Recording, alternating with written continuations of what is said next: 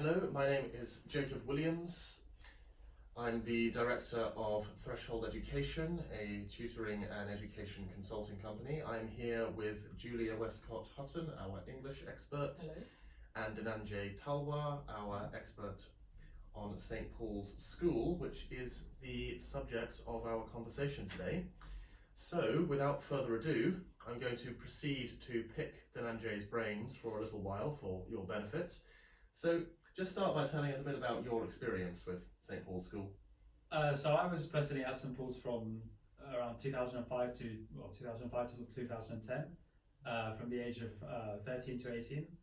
I spent 5 years there and went through the whole 13 plus process, starting obviously a few years before, and learnt a lot from that school in my 5 years there before then going to University of Cambridge. And you're now a professional tutor? Yeah, absolutely. This is my I'm a full-time private tutor. That's my role and my title as well. And you have had a lot of professional experience with St. Paul's too, is that right? Yes, absolutely. I've helped students gain admission to St. Paul's, and also I've tutored students who are currently at St. Paul's as well. Great. So could you start perhaps just by telling us what, in your view, are the attributes that St. Paul's look for at, let's start with 13 plus. What do they most look for in children at 13 plus? So at 13 plus, some of the attributes are relatively common. Things like academic potential is the number one attribute that they assess, I believe. Intellectual curiosity, of course, is very much sought after. So to what extent the candidate is curious about the world around them and wants to learn and pick up new information. But also, I think, particularly at St. Paul's, extracurricular activities and all-round personality elements or attributes such as confidence are also looked for.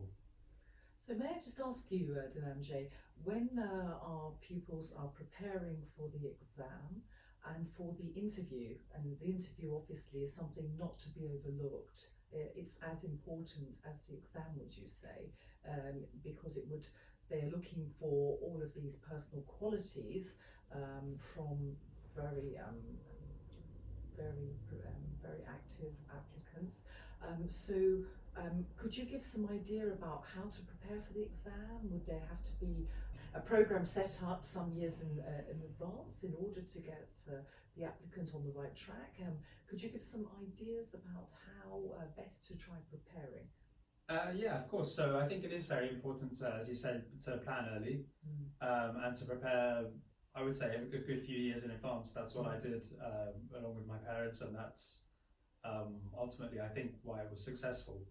In addition to planning in advance, you have to be very much aware of all the different elements of the test. So not just the actual St. Paul's exam itself, but the pre-test which comes before it, the interview which will be done 2 years before if we're talking about the 13 plus as well, and all the requirements for each stage of the process. And what should a child expect from the interview? Is it something to see as a challenge, or is it a more relaxed sort of event?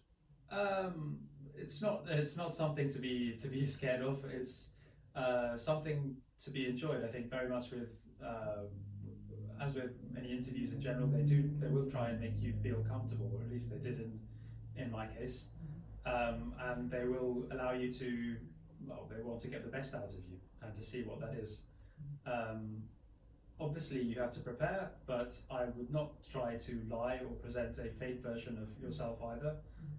It is something that people have asked me about, but I think if it's not genuine, they can simply often tell.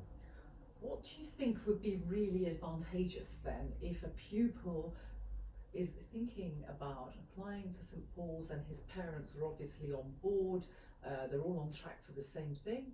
What is advantageous? Sport, music, foreign languages perhaps? I mean, you obviously are a past master of foreign languages. I think you speak something like 11, is that right? Yeah, I mean, 10 conversationally, I would say. Right. It I is, don't know yeah. if you had any before you actually went for the interview there, but can you give us some ideas about these extras which would actually be really interesting and very topical maybe during the interview, because these are things which our pupils could really focus on?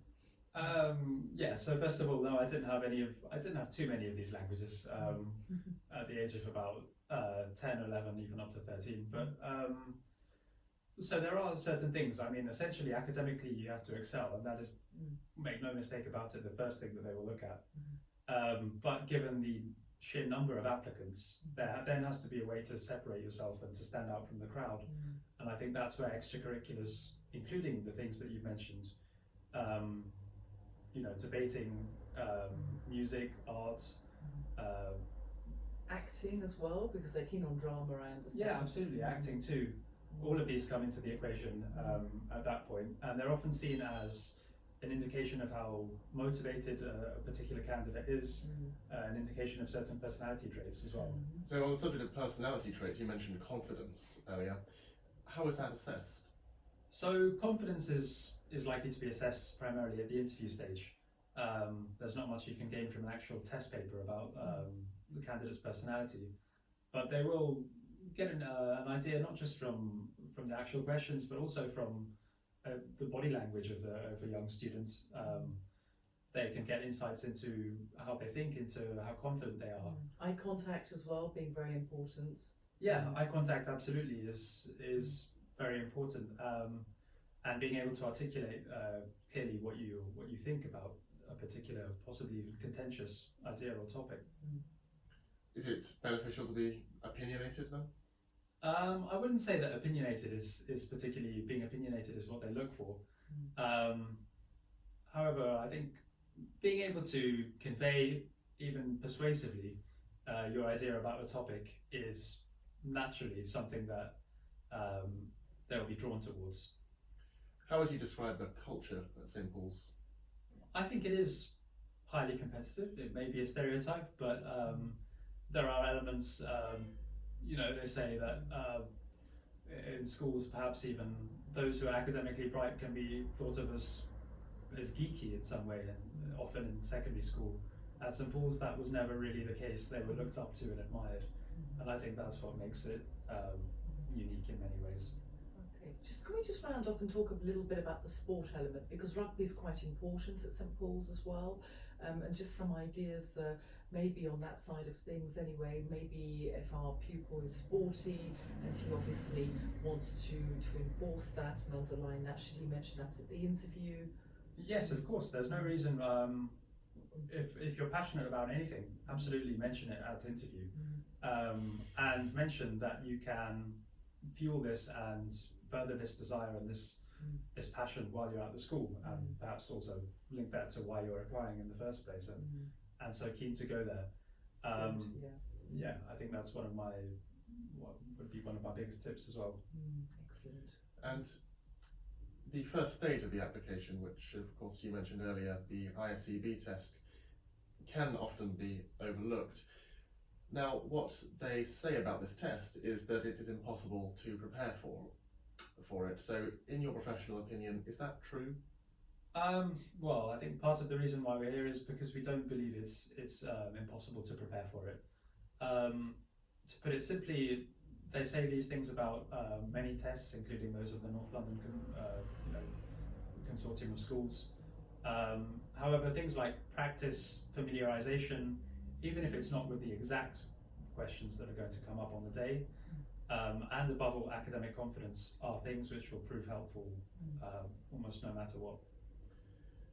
Well, thank you very much for your time, Dhananjay, and that's a very good note to end on, because that's really what we try to do as a company at Threshold Education, to build those more general attributes beneficial to a liberal education rather than just narrowly focusing on exams alone. So thank you once again, and best of luck to all of our children applying to St. Paul's or any other school.